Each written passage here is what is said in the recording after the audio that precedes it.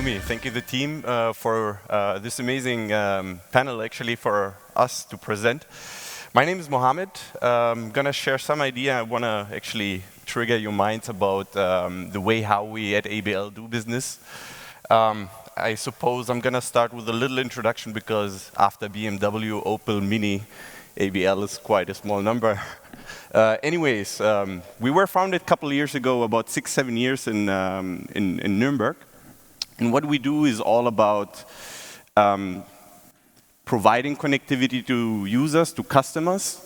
And on top, we analyze and get an understanding of data and what's happening actually in particular locations. That is just shortly in a nutshell.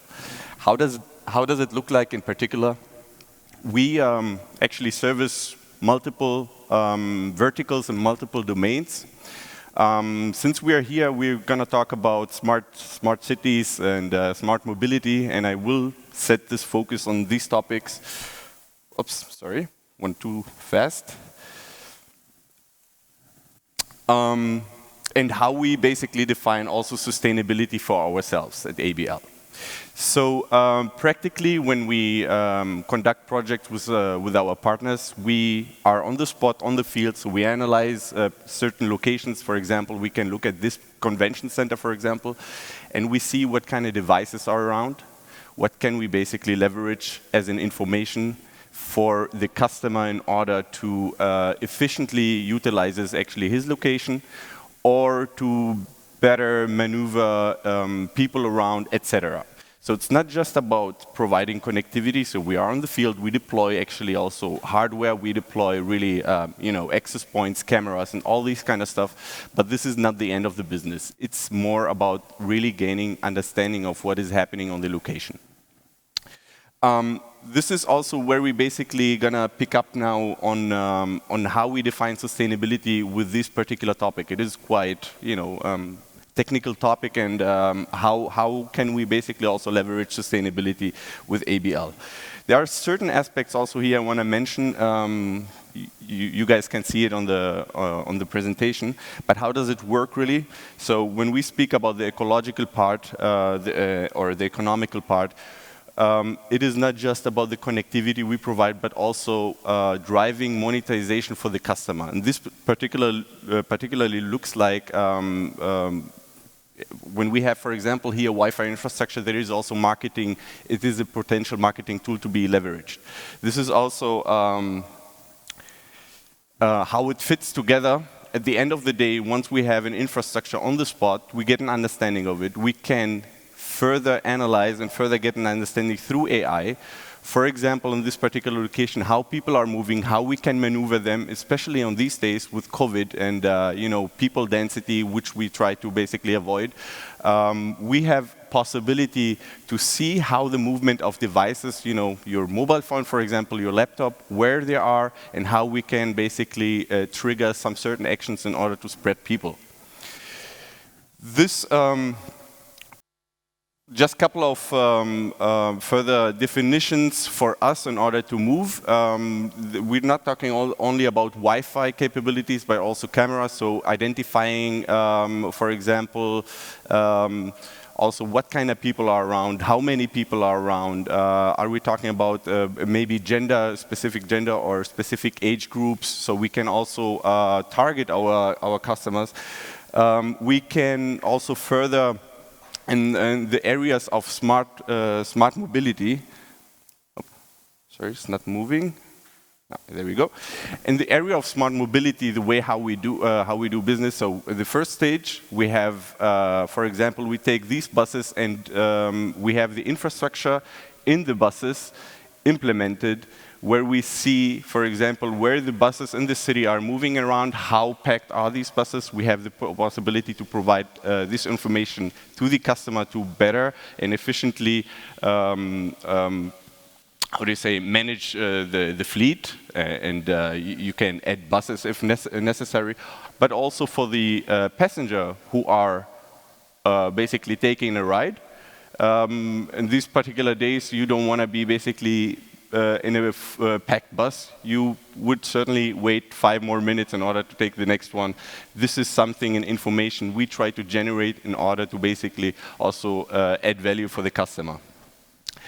It's not also only about smart cities and smart mobility. We are basically independent of the vertical. We can be present in retail environments. We talked about it. For example, here in the beautiful city of Berlin, or the state of Berlin, we have multiple locations set up in, for example, Alexanderplatz and further, where we getting an understanding of these particular locations and try to efficiently or improve how basically things are at the particular location. So the hypothesis was, what if this is true and we are able through AI-driven data models to improve carbon footprint, to improve the customer's economic standing and generate certain revenue for the customer, but also provide a social value which is at least provided through connectivity. How is that achieved? For us at ABL, we have developed a platform which is called the OCMP, the Omnichannel Marketing Platform. The Omnichannel Marketing Platform, you can think of it as an IoT platform kind of thing, right? So it sits in the cloud. It has basically access to several information, to several data sources on the spot, but also any data source you can define with that.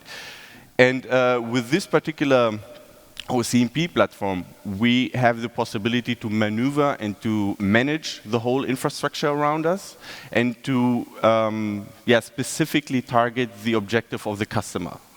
What is really required? What do we trying to achieve here? What do we trying to understand? So what does the OCMP also compose of? We have several, at the beginning it's quite a new or a young platform. It's about 2 to 3 years old. We have several components also integrated, such as Wi-Fi is the lead thing, the easiest thing for us to understand, because out of Wi-Fi we generate a lot of data, a lot of understanding. Wi-Fi is provided across the country, across the globe. Meanwhile, whether we talk about public places, we talk about convention center, we talk about education in schools, or we talk about hospitals. So it's present anywhere, and it's not only Wi-Fi. We have also on the spot. We have much more. We have screens. We have cameras. We have sensors for CO2 or any kind of sensor we can actually imagine. Out of this analytics is being generated, so a data pipeline is set up. This is the foundation we require. The second step is getting and generating and understanding an insight. And the third step, it's about monetizing really this information, what we generated. So once we have an understanding of this place, we are more efficient in order to organize or to manage this place, but also how we use it as a marketing tool at the end of the day.